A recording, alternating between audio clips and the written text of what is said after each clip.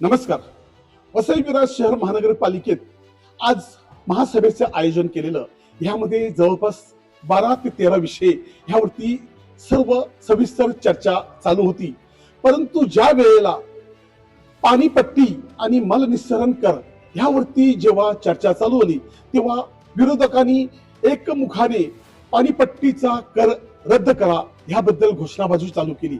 विरोधकांनी, विरोधी पक्षनेते ह्यांनी आणि दुसऱ्या नगरसेवकांनी देखील ह्या पाणीपट्टी कमी करण्यासाठी जोर धरल्यानंतर महापालिकेचे महापौर आणि स्थायी समिती सभापती ह्यांनी देखील हा पाणीपट्टी कर जो वाढवलेला आहे हा आम्ही नाही वाढवलेला आहे, हा प्रशासनाच्या काळातच हा ठराव मंजूर झालेला आहे.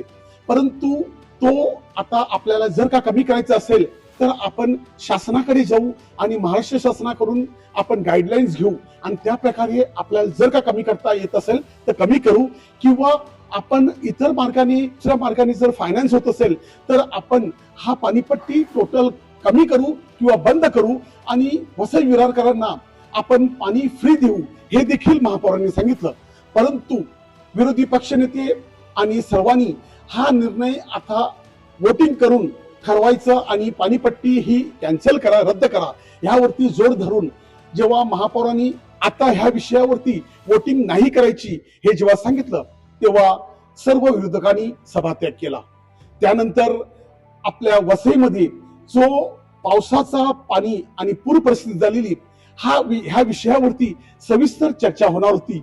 परंतु ह्या सर्व घाई गडबड आणि गोंधळामध्ये तो विषय लवकरात लवकर संपुष्टात आला आणि लोकांच्या खरोखर गरजेचा जो वसई विरारमध्ये पावसाचा पाणी भरलेला तो विषय कुठेतरी दाबला गेला. आता या सर्व गोष्टीबद्दल आणि घडलेल्या सर्व घडामोडीबद्दल महापौर अजय पाटील काय सांगतात ते आपण ऐकूया. आमच्या देखील सन्माननीय सदस्यांचं म्हणणं हेच आहे की पाण्याचा वाढीव कर जो आहे हा कमी केला पाहिजे. प्रशासनाचं असं म्हणणं आहे की 1 रुपया पण प्रॉफिट आम्हाला कमवायचा नाही, पण जेवढा खर्च होतो हा कायद्याने घेणं बंधनकारक आहे. आणि म्हणून तत्कालीन प्रशासकीय राजवटीमध्ये बीजेपीचे 2 आमदार, एक शिवसेनेचे आमदार आणि बीजेपीचे खासदार हे या प्रशासकीय राजवटीच्या काळामध्ये येथील संपर्कात होते आणि त्यांच्या या कार्यकाळामध्ये हा ठराव झालेला आहे. आणि हा ठराव जर विखंडित करायचा असेल, तो रद्द करायचा असेल तर तो राज्य सरकारकडे जाणं गरजेचं आहे. आणि म्हणून आम्ही त्यांना विनंती केली, आमच्या सदस्यांना देखील विनंती केली तर आपण राज्य सरकारकडे जाऊ, राज्य सरकारला विनंती करू. तर आम्हाला असं वाटतं की बाबा हा दर जरी खर्च आहे तेवढाच जरी घेत असला तरी तो देखील कमी करावा, किंबहुना आम्हाला तो विनामूल्य पाणी कसं देता येईल, अन्य कर लावून आम्हाला कसं काय त्याच्यातनं विनामूल्य पाणी देता येईल हा आम्ही त्यांना कसोशीने सांगण्याचा प्रयत्न केला. परंतु ते ऐकण्याच्या मनस्थितीमध्ये नव्हते. त्यांना आम्ही सांगितलं याच्यातनं मार्ग काढा की आतापर्यंत तुम्ही बघितलं असेल विधानसभेमध्ये सन्माननीय भाजपचे सदस्य वेगवेगळ्या प्रश्नावर प्रश्न विचारत असतात, अनेक गोष्टी तारांकित प्रश्न विचारत असतात. परंतु हा जो ठराव झालेला आहे दरवाढीचा प्रशासकीय राजवटीत त्यांच्याच राजवटीमध्ये झालेला आहे तो विखंडित करण्यासाठी ते प्रयत्न करत नाही. आम्ही त्यांना विनंती वारंवार केली तर हा ठराव विखंडित करण्यासाठी आपले सन्माननीय सदस्य जे आज या सभागृहात प्रेक्षक गॅलरीमध्ये देखील हजर होते, तर म्हणून मी त्यांना विनंती करत होतो. परंतु ते केवळ ठराव घ्या सांगत होते. परंतु असा राज्य सरकारकडे शेवटी हा नियमबाह्य जर असेल, चुकीचा असेल, काही असेल तर राज्य सरकारकडे आहे आणि राज्य सरकारला अधिकार आहे तो ठराव रद्द करणं, विखंडित करणं. तरी सुद्धा आम्ही आमच्या सदस्यांनी देखील सांगितलेलं आहे की बाबा आपल्याला हे दर कर कमी करायला पाहिजेत आणि त्याच्यासाठी आम्ही देखील शासनाकडे पाठपुरावा करणार आहेत आणि शासनाच्या मार्गदर्शनाने आणि शासनाच्या आदेशाप्रमाणे जर शासनाने आम्हाला परवानगी दिली तर आम्ही ते दर कर कमी करून देऊ. याबाबत विरोधी पक्षनेते मनोज पाटील काय सांगतात ते आपण ऐकूया. महापौरांचा जो काही एकूण ज्या पद्धतीचं महापौरांचा आज आमच्या प्रस्तावावरती ज्या पद्धतीने महापौरांची भूमिका होती त्याचा निषेध म्हणून आम्ही सर्व सभासदांनी सभात्याग केला. एका बाजूला पाणी पुरवठ्याच्या संदर्भात नागरिकांच्या प्रचंड तक्रारी आहेत. 3 महिने 1 महिन्याचं बिल घेतात आणि 15 दिवस पाणी दिलं जातं. त्याच्यातही अनेक वेळेला वीज गेली आहे, नळ तुटला हे सांगून जवळपास फक्त महिन्यातनं 7-8 दिवस पाणी मिळतं. आणि आता म्हणजे प्रशासनाने जवळपास दुपटीने दरवाढ केलेली आहे. म्हणजे जवळपास 14 रुपयाच्या आसपास रेट आहे. ज्याचं 100 रुपये बिल पाणीपट्टीचं येत होतं त्याचं 200 रुपये यायला लागलं.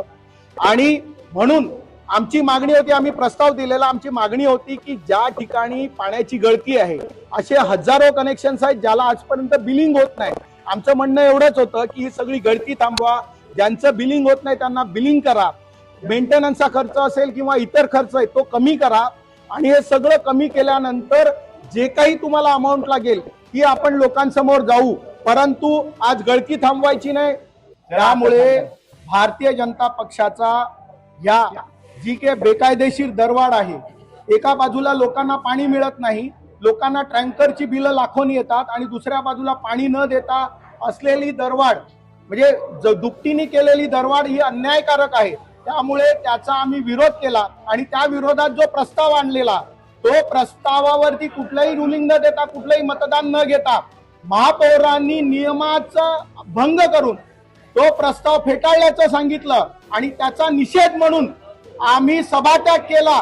आणि येणाऱ्या काळामध्ये या वसई विरारच्या नागरिकांच्या हितासाठी आम्ही या पाणीपट्टीची जी वाढ आहे, ही जी काही बेकायदेशीर वाढ आहे त्याच्या विरोधात आणि जी काय मलजल सुविधा आणि पाणी पुरवठा लाभ सुविधा कर जो लावलेला आहे, जो लाभ न देता कर लावलेला आहे तो बेकायदेशीरपणे लावलेला आहे. त्यामुळे त्याचा विरोध म्हणून भारतीय जनता पार्टी आणि शिवसेना महायुती वसई विरारकरांच्या हितासाठी रस्त्यावरती उतरून आंदोलन करणार आहे आणि त्याचा हा इशारा आहे.